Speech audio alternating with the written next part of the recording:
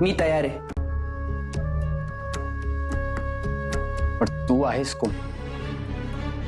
परमशक्तिशाली, परमपिता परमात्म्याचा मनुष्य धर्माचं पालन करणारा एक साधक. मनुष्य जन्माचं सार्थक कशात आहे?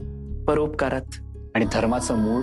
सर्व भूतांच्या ठाई ईश्वराची अनुभूती. अनुभूती कशी प्राप्त होते? निस्वार्थ भक्तीने. भक्तीने काय साध्य होतं? मोक्ष.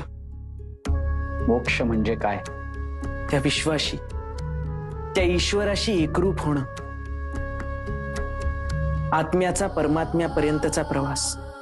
जन्म मृत्यूच्या चक्रातून स्वतःला गती प्राप्त करून घेणं म्हणजे मोक्ष.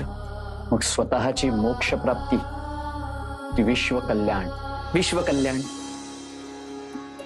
हे विश्व आहे म्हणून आपण आहोत. या पृथ्वीवरचा आपला जन्म त्या ईश्वराच्या इच्छेने झालाय. त्यामुळे त्याच्या मनी असलेली योजना पूर्णत्वास नेणं हे आपलं आद्य कर्तव्य आहे. पृथ्वी, पृथ्वीपेक्षा जड काय?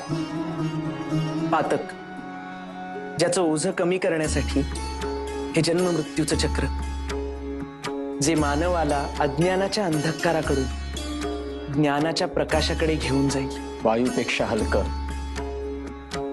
आणि प्रकाशापेक्षा वेगवान काय आहे? मन. मनावर नियंत्रण कसं ठेवायचं? श्रद्धेने. मनाला शांत करण्यासाठी हवा आधार, आणि हा आधार म्हणजे हरिनाम. त्या हरीवर श्रद्धा असेल तर मनात कोणतीच भीती आणि चिंता उरत नाही.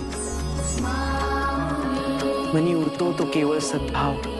पण मनुष्याच्या ठायी असलेला वैरभाव, इतरांविषयीचा द्वेष, याचं मूळ कोणतं? अविवेक. मानवी शरीराचा खरा धर्म न समजल्यामुळे मनात येणारे अविचार. मग मानवी शरीराचा खरा धर्म कोणता? कोणतीही आसक्ती न धरता इतरांच्या कल्याणासाठी देह झिजवत राहणं.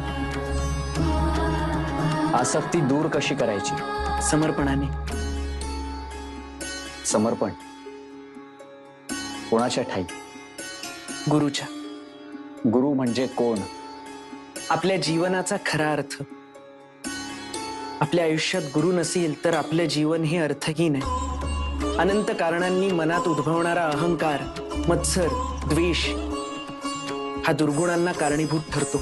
आणि त्यावर नियंत्रण ठेवण्यासाठी आवश्यकता असते ती गुरुच्या आशीर्वादाची. अनन्य भावे त्या गुरुला शरण गेलं की अहंकार नष्ट होतो आणि षड्रिपूंवर मात करण्याची शक्ती मिळते. आणि आपण जीवनाच्या कुठल्याही परीक्षेत उत्तीर्ण होऊ शकतो ज्ञानदेवा.